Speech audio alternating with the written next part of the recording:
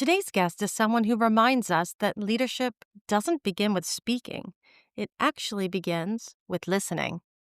Suzanne Braakman is the founder of Listen Consulting, where she helps organizations and leaders rediscover the power of genuine curiosity, empathy, and interest in people.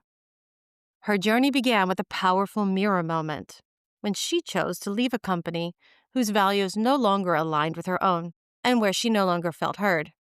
This is a story about walking away from the noise, finding integrity in silence, and building a business that helps others to truly listen again. So let's get started. In the mirror light I see what's true. The spark in me, the spark in you. One cup, one truth, one little fire. Morning voices climbing higher. So grab your cup, let's spark it up. Welcome, welcome, welcome. Thank you for joining me. Thanks. Thanks for having me. So, before we dive into your story today, tell me what's in your cup. Yeah. So what's in my cup? I have normal tap water, like regular tap water, cold, with a slice of fresh lemon. I'm in iced coffee mode today. No hot coffee for either of us. Reserve that for the mornings, right? Yes, indeed. Yeah. Although I do always have one in the afternoon too, after lunch. Awesome. So let's dive in. You've built a business around listening, right? Correct. When did you first realize that listening would become sort of your life's work and what you really wanted to do? Yeah, I think it has been a journey, I have to say. Because I think it's been part of my life and part of what I do for a long period of time. And my dad used to be an excellent listener, and also the way that he listens to music and how I listen to music. But now we talk about, of course, more listening in the workplace, right? And listening as a leader and how you show up as a leader. And I think because I studied sociology, and that is very much about how people connect, how groups get together, and listening is a big part of that. So I realized that every step that I took, and I've come to that realization, I think, since 6 months or something, had to do with this active listening and something that I do. And I hear it from friends a lot, like you listen so well. And Your superpower is listening. It's yeah, yeah. amazing, Suzanne. And I know I did that since I was a kid already. And yeah, so I guess the realization came, it's not a specific moment, but it's when I started Listen Consulting. Before it was Listen Mediation, but I did my mediation course as well. And a big part in mediation is listening. And again, it was confirmed. So it all trickled, and that realization point was there. And I was like, okay, yeah, this is it. This is This going is to be it. my life's work. Amazing. If we think about listening, it's like hard for some of us. But to you, what does it truly mean to you beyond just hearing words in your ear, right? What does it really mean?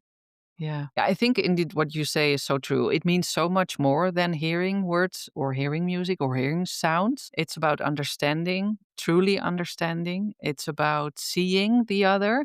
And it's not just listening, but it's like in Dutch, we call it waarnemen. So seeing full picture and with that understanding someone.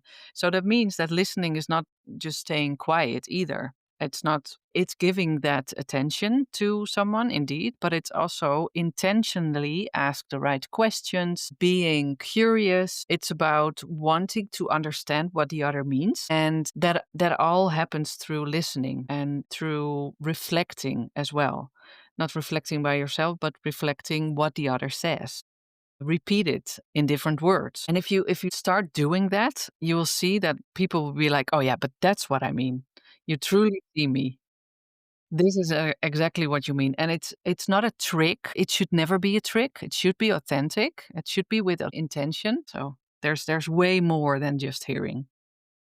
And it's hard for some people. It's not just a skill. It's a learning. It's a practicing. And yes, you have this superpower, but not everybody is born with that superpower. So we Mhm. we need to see how can we help each other to learn that as well. Indeed. And Well, you mentioned to me that you had a mirror moment in a previous job, right? It was you were resigning for a job, and you didn't feel heard, where the company's their values didn't necessarily align with yours at the time, right? Yeah. Can you take me back to that moment? What was happening inside you at the time, and what was that moment about for you? Yeah. Yeah. So um, I think it was my third job or something. It was within a company, with a team that was very tight. Close. Yeah, close. Yeah. They had very good processes. I got paid quite well, but I felt that something wasn't right. And I couldn't, when I first started, I was like, okay, I'll just have to get used to this, right? Because it was a totally new culture. I stepped into that role after being in a company for more than 10 years. So I was so involved in that company before. And What a then transition already. indeed, yeah. And then Yeah. stepping into a new role, I was like, okay, I'll just see. I guess I just have to get used to, this way of working.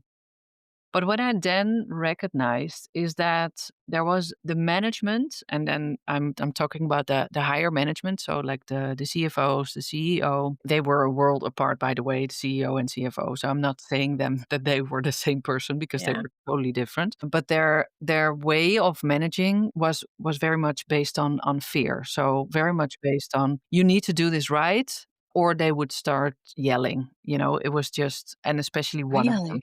So it was every time, when he would phone me or he would call me and he's like, I want you to come down. And I would always be like, shit, what have I done wrong? Yeah. You know, yeah, indeed. Eggshells. That feeling of, oh shit, here we go. Yeah. And then he would, I don't think he ever screamed at me or yelled at me, but he was super powerful in using his words. And it was all about his words. I did not even get the chance to react or to respond. The only thing I could do is, okay, point taken. Can I please Ugh. go? Because I wanted to leave that office. I was like, okay, can I please go now? I'll make sure next time it's better. Or, Wow, it's that important. had to feel so intimidating or belittling also. Yuck. Yeah, exactly. Yeah, yeah, that's what it was. And then I was like, I just don't feel hurt. I feel that, especially because I was in an HR role. HR is about caring about people, right, and making sure that everyone is okay, and having actual conversations with people. But if that's not happening at that level, then there's such a distance and a Oof. disconnect that people will leave. So that's what I did. And after leaving, I realized it happened before. I had managers before that weren't Wow. listening. I took different steps, but it all came down to that same thing. And then how did it feel when you actually walked away from that role because of that? Yeah. How did it Well, feel personally? to take that first step was scary, was super I scary bet. because I was like, oh, what am I gonna give up? And I am going to give up. That's not me either. But I was like, I just need to do this. So the moment I took the decision, I felt some sort of relief. But then I still had to first, I had to resign to do the actual resignation and to actually hand in a notice and be like, oh, what's going to happen? Because that was the What are they first, gonna say? Yeah. yeah. What am I going to say? What am I going to do? And the reaction. Yeah. Yeah. But the reaction was actually okay. They took it very well. And that was also because I was very honest, because I wanted them to know the reason why. And I didn't want to make up a thing, or I didn't want to make up something like a random reason I got another job or things like that. But actually saying, this is the reason I'm going to leave. And then I'll leave it with them what they do with it. Right. Hmm. Yeah. Smart. And I don't think it ever changed there, but because it's so way ingrained in the culture and everything like that. But it felt so good to stay close to me and to my values and to be like, okay, I'm out of here. Oh, that's amazing. And then if you take us to now, right? After that, after you walked away from that and you started some consulting, what did you carry with you from that experience? Or have you actually carried anything with you from that experience into what you're doing now?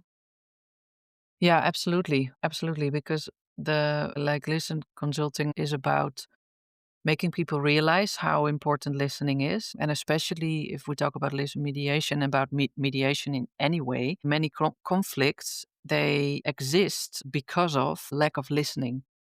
by one or the other. And when you're in a mediation conversation or you're in a conversation with me in this case, I would ask questions or I would reflect on certain things that people would be like, "Oh, yeah, but this is actually what I meant." And the person Mm. that they have the conflict with are like, "Yeah, we never spoke about this," or "I never heard this," or "This is something that never became apparent when we spoke." And that means that the listening part was lacking. Yeah, and there's a big difference between listening and hearing, right? Yeah, absolutely. Yeah, absolutely. So that's what I took away. And for like listening consulting, it's about again the awareness, but really making sure that companies, and in the end, I want listen consulting to be way bigger. I want it to be way bigger than training companies. I want it to be about that world leaders start to listen to each other too. And looking at the Dutch politics at the moment, like everything that has happened, it's all about the personal power of people. If you look at those debates, I just turn them off because I'm like, okay, you're not listening. Not with intent. Yeah, the intent to make yourself heard, right? Which is logical too. I mean, don't get me wrong, because people want to be heard. So that means that people that speak, and I too, me included, I also want to be heard. But it's about getting the right partner to talk with who understands that point and doesn't want to bring his point across all the time. Enter politics, difficult. And do you think that listening is something that leaders are taught over the years, or something they have to constantly be reminded or remember to do in the first place? Yeah, I guess it depends per person and who got into the role because of what they know, like content wise, for instance, because you do see a lot of managers that, for instance, were a very good technician or something like that, and or a very good recruiter. It can be anything. And then they are asked, because they're so good at it, to manage the team of recruiters or the team of technicians. Right. And that's where you usually don't get those listening skills unless you have them in yourself, and it's something that Naturally. you naturally, yeah, because they're focused to transfer their knowledge to the team. Because what they're doing very well, they are teaching that to their employees. Mm. But that means that listening will always be a third or a fourth ranking on the ladder of what am I going Yeah. to do, right? So What a that's good where point. I That think, makes so much sense. Yeah. yeah. So I think those people and those managers should, of course, there are differences, but that should be reminded and it should be trained on. But people that have really applied for a manager's role or feel like I want to manage people, they do that because of their willingness and their interest, their true interest in people and That's wanting different. to people to Yeah. develop. It's different. And then that listening part is, I think, more active. Yeah. Yeah, they're more naturally there. That makes sense. Yeah. That makes total sense. I have not thought of it like that. That really does make sense. Before we head out, do you have any last advice for anyone who might be in an environment like you were back then, where you didn't feel heard, or that was not necessarily toxic, but in an environment that doesn't match what your values are? Do you have any advice for people who are in that situation now? What's one thing that they can do to either deal with their environment and stay, or find their voice in order to start communicating better themselves? Yeah, I think the one advice that I would give is when you come to that realization something's off in this environment, something doesn't feel right, that you find out what it is. And if it's indeed about not feeling heard, or it is about I'm not feeling safe to talk about my feelings or to say anything, or I feel I cannot speak up, that you find someone, a mentor, either within the company that you're with or outside of the company, that you speak with that person and to start mirroring like, okay, what should I do here? Because that's something you cannot solve yourself. You have to have people around you because it's super scary to take that decision because it's your job, it's your bread and water. Yeah. And if it's your manager, then that's also not comfortable to be having No, directly as well at that moment, because your job's at risk potentially. exactly. The Yeah. mentor, that's perfect advice. Perfect. Couldn't Yeah. agree more. Yeah.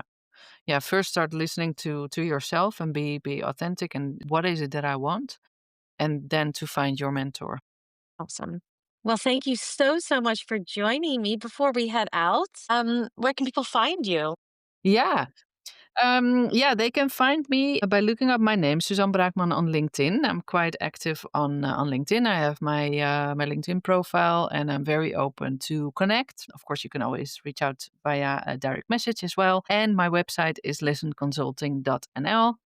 And there you can find all of the things that I'm involved in, and what I do and the services that I can offer. And just stay tuned because there's more to come. Well, Suzanne, I really want to thank you. You have inspired me with listening for, my goodness, how long have I known you? I think 12 or 13 years now. Yeah, I think so. Yeah, yeah. Really, by far, this is like so much your superpower. It's always been since the first day I met you, and it's inspiring. So thank you. I'm really excited to see you in this space as well. Thank you very much. Thank you very much. Thank you. Thank you for joining me. Till next time. Well, that was Morning Cup of Brand Spark, a reminder that clarity doesn't always sound loud. Sometimes it sounds like stillness. A huge thank you to Suzanne Brockman from Listen Consulting for this beautiful reflection on what happens when we chose to walk away from noise and then listen again. If this conversation made you pause or breathe a little bit deeper, then share it with someone who might need that reflection too. So until next time, keep your coffee warm and your clarity close. I'll see you soon. In the mirror light I see what's true. The spark in me, the spark in you. One cup, one truth, one little fire. Morning voices climbing higher. So grab your cup, let's spark it up.